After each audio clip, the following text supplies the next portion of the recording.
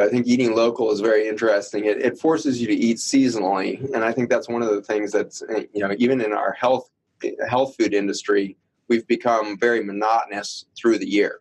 We're eating tomatoes and avocados year round now. That's not how anybody's ever eaten in human history before.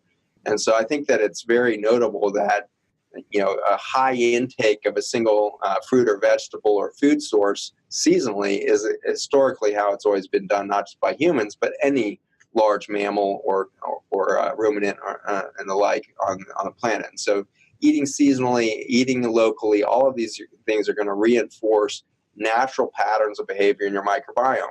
Because the microbiome is changing your genetics, it's probably important that you eat root vegetables and your winter greens in winter so that food is turning on the right genes in your body to handle the nutrients and calories differently than as if it was summer.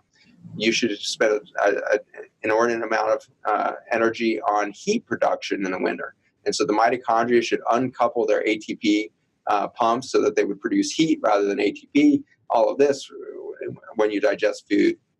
And so these changes in the way in which we utilize fuel is very likely to be modified by the monotony or the diversity or appropriate seasonal expression of our food itself.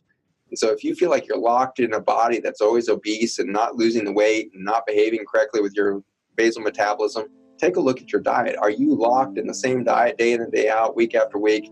It may look healthy, but if there is no variety and seasonal shift, you may be missing an opportunity for real metabolism to set in. Welcome to the Collective Insights podcast, where we explore topics and technologies revolutionizing human well-being.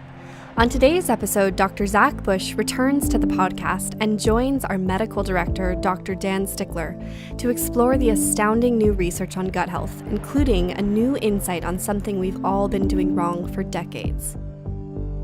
Make sure to subscribe to Collective Insights wherever you listen to podcasts so you don't miss an episode.